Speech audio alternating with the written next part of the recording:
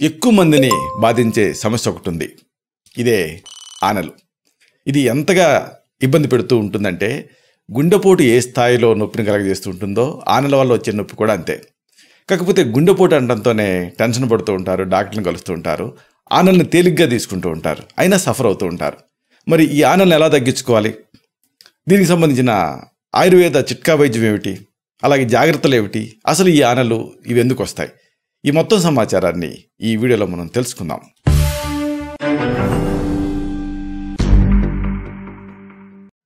మిత్రులారా నమస్కారం, నేను మీ డాక్టర్ చిరుమామిళ్ళ మురళీ మనోహర్. ఈ వీడియోలో మనం తెలుసుకోబోయేది చాలా ముఖ్యమైనది. ఎంతోమంది ఈ ఆనలతోటి సఫర్ అవుతూ ఉంటారు. దీనికి సంబంధించి ప్రమాదకరమైనటువంటి వైద్యాలు కూడా సెల్ఫ్గా చేసుకుంటూ ఉంటారు. అలా కాకుండా సురక్షితంగా ఈ ఆనల్ని ఎలా తగ్గించుకోవాలి, ఈ మొత్తం సమాచారాన్ని మనం తెలుసుకుందాం. దానికంటే ముందు అసలు ఈ ఆనలకు సంబంధించి మీరు కొన్ని ముఖ్యమైన విషయాలు తెలుసుకోవాలి. వీటిని ఇంగ్లీష్లో కాన్స్ ఇంకా క్యాలస్లు అంటారు. కాన్స్ అంటే ఆనలు గట్టిగా ఉంటాయి, క్యాలస్ అంటే ఏంటంటే కొంచెం ఫ్లాట్గా ఉండేటటువంటి మందపాటి చర్మం. ఇది మామూలుగా ఉండదు. సాధారణ జనాభాలో దాదాపు 10% మందిని ఇది సఫర్ చేస్తూ ఉంటుంది. 10% అంటే మామూలు విషయం కాదు, అంటే ఎక్కువ మంది సఫర్ అవుతూ ఉంటారు. చర్మము అలాగే ఆ పాదాల తాలూకు నిర్మాణంలో మార్పుల వల్ల సాధారణంగా 40 years 50 years ఏజ్ దాటిన వాళ్ళలో ఇవి ఎక్కువ కనిపిస్తూ ఉంటాయి. అయితే ఈ మోడర్న్ డే లివింగ్లో యంగ్స్టర్స్లో కూడా ఇవి ఎక్కువగా కనిపిస్తూ ఉన్నాయి వివిధ రకాల వృత్తుల వల్ల. కాన్స్ అంటే ఏంటంటే చిన్నగా ఉంటాయి, గుండ్రంగా ఉంటాయి, అలాగే ఎక్కువగా బాధాకరంగా ఉంటాయి, విలవల్లాడిపోతూ ఉంటారు. పేషెంట్స్ని ఎగ్జామిన్ చేసేటప్పుడు అక్కడ నొక్కాననుకోండి విలవల్లాడిపోతుంటారు బాధతో, అంత నొప్పి ఉంటుంది. సాధారణంగా కాలి పైభాగంలో అలాగే ఆ అంచులలో రెండు వైపులా ఈ ఆనలు అనేవి తయారవుతూ ఉంటాయి, కాన్స్ అనేవి. ఇవి వాటి స్థానాన్ని బట్టి లేదా ఆ తేమకు గురి కావటాన్ని బట్టి గట్టిగా కానీ లేదా మృదువుగా కానీ ఉండే సెంట్రల్ కోర్ కరిగి ఉంటాయి ఈ ఆనలు అనేవి. ఇక క్యాలస్లు అంటే ఏంటంటే ఈ ఆన కంటే అంటే కాన్ కంటే కాస్త పెద్దగా ఉంటుంది, అలాగే కాస్త ఫ్లాట్గా ఉంటుంది, అలాగే వీటి వల్ల అంతగా నొప్పి ఉండదు. ఇవి ఎక్కడ తయారవుతూ ఉంటాయి? పాదాల అరికాళ్ళ పైన, ముఖ్యంగా మడమల మీద లేదా ఆ మడమల కింద ఇవి తయారవుతూ ఉంటాయి. సాధారణంగా చేతుల మీద కూడా ఈ క్యాలస్లు తయారవుతూ ఉంటాయి. మరొక మాటలో చెప్పాలంటే పదే పదే ఒత్తిడి పడే చోట, ఎక్కడైతే రాపిడ్ అంటే ఘర్షణకు గురవుతూ ఉంటుందో ఏ భాగం అయితే ఆ భాగం మీద ఎక్కువగా ఈ క్యాలస్లు అనేవి డెవలప్ అవుతూ ఉంటాయి. అలాగే బాగా టైట్గా ఉండేటటువంటి పాదరక్షల వల్ల లేదా సరిగ్గా సరిపోని బూట్ల వల్ల, ఇంకా ఎత్తు మడుముల చెప్పుల వల్ల, అలాగే సాక్స్ లేని బూట్లు వాడటం ఈ మధ్య యంగ్స్టర్స్లో చూస్తూ ఉన్నాం. ఇలాంటి వాటి వల్ల ఆ రాపిడికి ఈ కాన్స్ క్యాలస్లు తయారవుతూ ఉంటాయి. రన్నింగ్ చేసే వాళ్ళల్లో లేదా వృత్తిరీత్యా ఎక్కువ దూరం నడిచే వాళ్ళల్లో పాదాల మీద ఒత్తిడి పడే సందర్భాలలో ఇవి తయారవుతూ ఉంటాయి. బునియను అలాగే హ్యామర్టో ఇలాగ కొన్ని పాదాలకు సంబంధించిన డిఫార్మిటీస్ ఉంటాయి. అలాంటి వాళ్ళల్లో ఆ ఒత్తిడి ఇంకా ఎక్కువ అవుతూ ఉంటుంది కాబట్టి అలాంటి సందర్భాల్లో కూడా ఈ కాన్స్ క్యాలస్లు తయారవుతూ ఉంటాయి. అయితే ఇక్కడ మీరు ముఖ్యమైన విషయం ఒకటి తెలుసుకోవాలి. ఈ కాన్స్ క్యాలస్ వీటి ట్రీట్మెంట్ కోసం గ్లోబల్గా చాలామంది ఖర్చు పెడుతున్నారు. మామూలుగా ఖర్చు పెట్టట్లేదు. Global food care products market ఈ మధ్యకాలంలో $3 బిలియన్ మించిపోయింది. ఇది ఇంకా పెరుగుతూనే ఉంది. అంటే దీని ఇంపాక్ట్ ఏ స్థాయిలో ఉందో మనం అర్థం చేసుకోవచ్చు. దీనికి ట్రీట్మెంట్ ఇవ్వకుండా వదిలేస్తే ఈ కాన్స్ క్యాలస్ల వల్ల సమస్యలు తీవ్రతరం అవుతాయి. ముఖ్యంగా డయాబెటీస్ ఉన్నా లేదా బ్లడ్ సర్క్యులేషన్ డిజార్డర్స్ ఏమైనా ఉన్నా వాళ్ళలో విపరీతమైన ప్రమాదం జరిగి ఆఖరికి కాళ్ళు తీసేయాల్సిన పరిస్థితులు కూడా వచ్చే రిస్క్ ఉంటుంది. కాబట్టి వీటిని అశ్రద్ధ చేయకూడదు. అలాగే వీటికి సంబంధించిన జాగ్రత్తలు కూడా తీసుకోవడం ముఖ్యం. వీటిని మనం తెలుసుకోబోతాం. దీనికి ముఖ్యంగా ఆయుర్వేదిక్ కంట్రిబ్యూషన్ చాలా అద్భుతంగా ఉంటుంది. ఆనల్ని ఆయుర్వేదంలో కదరం అంటారు, అలాగే చర్మకీల అని కూడా అంటారు. అరిచేతులు అరికాళ్ళలో ఎక్కువగా తయారవుతూ ఉంటాయి, ఇబ్బంది పెడుతూ ఉంటాయి. సరే, మరి దీన్ని ఎలా తగ్గించుకోవాలి? దీనికి సంబంధించిన ఆయుర్వేద గృహ వైద్యం ఏమిటి, ఇది తెలుసుకుందాం. శాస్త్రీయమైనటువంటి ఎవరికి వాళ్ళే చేసుకోదగినటువంటి గృహ వైద్యాలు ఇవన్నీ కూడా. వీటి ప్రత్యేకత ఏమిటంటే చాలా సురక్షితమైనవి. వీటిని వరుసగా తెలుసుకుందాం. ముందు ఒక మంచి ట్రీట్మెంట్. దీనికి మీరు రెడీ చేసుకోవాల్సింది దాల్చిన చెక్క, నీరు సున్నం, అలాగే నువ్వుల నూనె.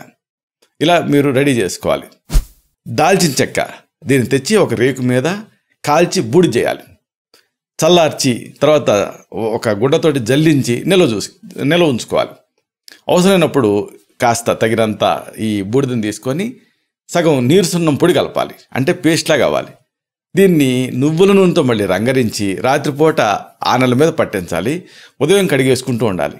అద్భుతమైనటువంటి ఫలితం కనిపిస్తుంది. మరొకటి చాలా సింపుల్, ఇవేమీ లేకపోయినా కానీ మరొక మంచి ఉపాయం ఉంది. ఇదే అరటిపండు తొక్క. మనం అరటిపండు తిని తొక్క బారేస్తూ ఉంటాం కదా, మీరు గమనిస్తే తొక్క లోపల వైపు తెల్లగా ఉంటుంది చూసారా, అది మనకి ఉపయోగం. రోజు రాత్రిపూట ఈ అరటిపండు తొక్కకు అంటుకున్నటువంటి ఆ తెల్లటి గుజ్జుని తీసి దాన్ని ఆనల మీద ఆయింట్మెంట్ లాగా పూసి పైన ఒక ప్లాస్టిక్ ర్యాపర్ ఏదైనా కట్టుకొని ఉదయం తీసేస్తూ ఉండాలి. లేదు డైరెక్ట్గా అరటిపండు తొక్కని ఆ గుజ్జు వైపు ఆనలకు అంటుకునేలాగా పేపర్ టేప్ వేసుకొని కూడా మార్నింగ్ తీసేస్తూ ఉండాలి. దీంతో కూడా మంచి రిలీఫ్ ఉంటుంది. ఇంకొక మంచి శాస్త్రీయమైనటువంటి ఔషధం, దీనికి మీరు రెడీ చేసుకోవాల్సింది ఉత్తరేణి మొక్క. ఉత్తరేణి చెట్లు మీరు గుర్తుపడతారు, బీడు నేలల్లో వాటి ఆ గింజలు మన బట్టలకు అంటుకుంటూ ఉంటాయి నడుస్తూ వెళ్తూ ఉంటే. అలాగే దాల్చిన చెక్క, ఇంకా సున్నం, అలాగే ఆముదం ఇలా రెడీ చేసుకోండి. ఉత్తరేణి మొక్కని తెచ్చి ఎండబెట్టండి. ఎండబెట్టిన తర్వాత దాన్ని రెడీ చేసుకోండి. అంటే ఎండబెట్టినటువంటి ఉత్తరేణి మొక్క, అలాగే దాల్చిన చెక్క విడివిడిగా కాల్చి బూడిద చేయండి. బూడిద చేయడంలో ఉద్దేశం ఏంటంటే మనం ఒక స్ట్రాంగ్ ఆల్కలీన్ తయారు చేస్తున్నాం. కాబట్టి ఎండిన ఉత్తరేణి మొక్క బూడిద, అలాగే దాల్చిన చెక్క బూడిద, ఈ రెండింటిని కలిపేసేసి జల్లించి మళ్ళీ ఈక్వల్గా కలపాలి రెండు బూడిదల్ని. తర్వాత నిల్వ చేసుకోవాలి. అవసరమైనప్పుడు తగినంత తీసుకొని ఈ బూడిదని పావు వంతు సున్నం కూడా కలపాలి అవసరమైనప్పుడు. అలాగే తగినంత ఆముదం కూడా కలిపి పేస్ట్ లాగా రంగరించి రాత్రిపూట ఆనల మీద పట్టిస్తూ ఉండాలి. దీంతో ఎంత మొండిగా ఇబ్బంది పెట్టే ఆనలైనా సరే తగ్గిపోతాయి. ఇంకొక మంచి హోమ్ రెమెడీ మీరు రెడీ చేసుకోవాల్సింది వెల్లుల్లి, ఆవాలు, ఇంకా వెనిగర్. వెనిగర్ అనేది మీకు యాపిల్ సైడర్ వెనిగర్ పేరుతోటి సూపర్ బజార్లో దొరుకుతుంది. ఇలా రెడీ చేసుకోండి. రోజు ఒకసారి ఈ వెల్లుల్లి, ఆవాలు సమానంగా కలిపి మెత్తగా నూరి, లేదా వెల్లుల్లి, వెనిగర్ ఈ రెండింటిని కలిపి నూరి అప్లై చేస్తూ ఉండండి. దీంతో ఈ ఆనలు తగ్గుతాయి. ఇంకొక మంచి మెడిసిన్ మీరు రెడీ చేసుకోవాల్సింది బొప్పాయి పాలు. పచ్చి బొప్పాయిని ఘాటు పెడితే పాలు గారుతాయి. అలాగే తులసి ఆకు, ఇంకా ఆముదం ఇలా రెడీ చేసుకోండి. రోజు 2 పూట్ల బొప్పాయి కాయ అంటే పచ్చిది, దాన్ని ఘాటు పెడితే పాలు వస్తాయి. దాన్ని కానీ లేదా తులసాకు ఆముదం కలిపి కానీ మెత్తగా చేసి నూరి పట్టిస్తూ ఉండండి. డైరెక్ట్గా బొప్పాయి పాలు పట్టించవచ్చు, లేదా ఈ తులసాకు ఆముదం ఈ కాంబినేషన్ కూడా ఎక్స్టర్నల్గా అప్లై చేస్తూ ఉండొచ్చు. దీంతో కూడా ఈ ఆనలు తగ్గుతాయి. మరొక అద్భుతమైన మెడిసిన్, దీనికి మీరు రెడీ చేసుకోవాల్సింది కానుగ పప్పు, అలాగే వెన్నపూస. ఈ కానుగ చెట్లు మనం వాకింగ్ వెళ్తూ ఉంటే రోడ్డు పక్కన కనిపిస్తూ ఉంటాయి. చింత కాయల్లాగా ఇవి నేల మీద పడుతూ ఉంటాయి కానుగ కాయలు. వాటిని పగలగొడితే లోపల పప్పు ఉంటుంది. ఆనల్ని వీలైనంత మేర ఆకురాయితో సున్నితంగా అరగదీయాలి ముందు. రోజు రాత్రిపూట ఈ కానుగ పప్పుని వెన్నతో నూరి పేస్టా చేసి అక్కడ ఆనల మీద పట్టిస్తూ ఉండాలి. ఉదయం తీసేస్తూ ఉండాలి. ఇలాగా వారం 10 రోజులు చేస్తే అద్భుతమైన ఫలితం కనిపిస్తుంది. మరొక అద్భుతమైన ఆసక్తికరమైనటువంటి ట్రీట్మెంట్ మీరు రెడీ చేసుకోవాల్సింది నీరుల్లి, వెల్లుల్లి, ఇంకా వెనిగర్ ఇలా రెడీ చేసుకోండి. వీలైనంత మేరకు ఈ ఆనల్ని ఆకురాయితోటి కానీ మెరుగుకాయతో కానీ ముందు అరగదీయాలి. కొంతమంది బ్లేడ్తో కోస్తూ ఉంటారు, డేంజర్. కాబట్టి ఇట్లాగా అరగదీస్తే మీరు మరింత గాయం చేసే అవకాశం ఉండదు. అరగదీసిన తర్వాత రోజు మార్చి రోజు 1 భాగం నీరుల్లి, 2 భాగాలు వెల్లుల్లి, కొంచెం వెనిగర్ కలిపి నూరి పట్టిస్తూ ఉండాలి. గంట సేపు ఉంచి కడిగి వేసుకుంటూ ఉండాలి. భలే రిజల్ట్ ఉంటుంది దీంతో. ఇంకొకటి, ఒక స్టీరాయిడ్ లాగా పనిచేసే మెడిసిన్ మీరు రెడీ చేసుకోవాల్సింది అతి మధురం, ఎస్టిమధుకం అంటారు. అలాగే ఆవాల నూనె అంటే ఆవ నూనె, అలాగే కలబంద గుజ్జు ఇలా రెడీ చేసుకోండి. రోజు రాత్రి అతి మధురం పొడిని ఆవ నూనెతోటి కలిపి పట్టిస్తూ ఉండండి. ఇదొక మెథడు. లేదు కలబంద గుజ్జుని డైరెక్ట్గా పెట్టి కట్టి ఉదయం తీసేస్తూ ఉండండి. ఆనలు మెత్తబడతాయి. అయితే ఈ సమస్య బాగా ఇబ్బంది పెడుతుంది అనుకోండి, అప్పుడు మీ తత్వాన్ని బట్టి ఆయుర్వేదిక్ మెడిసిన్స్ని ప్రిస్క్రైబ్ చేస్తూ ఉంటాం. ఉదాహరణకు మీకు ఏదైనా ఇన్ఫ్లమేషన్ కనిపించింది అనుకోండి ఎగ్జామినేషన్లో, అంటే ప్యూర్ ఆనలు కాకుండా చుట్టుపక్కల రెడ్నెస్, స్వెల్లింగ్ ఇలాంటివి, ఇన్ఫ్లమేషన్ తగ్గించడం కోసం కాంచనార గుగ్గులు అనే దాన్ని సెలెక్ట్ చేసుకొని రోజుకి 3 సార్లు పూటకి 2 మాత్రల చొప్పున ప్రిస్క్రైబ్ చేస్తాం. అలాగే ఇన్ఫెక్షన్ ఏమైనా కనిపించింది అనుకోండి, అప్పుడు గంధక రసాయనం అనే దాన్ని సెలెక్ట్ చేసుకుంటాం. 2 పూట్ల ఫుడ్ తర్వాత పూటకి 1 మాత్ర లేదా 2 మాత్రల చొప్పున ప్రిస్క్రైబ్ చేస్తూ ఉంటాం.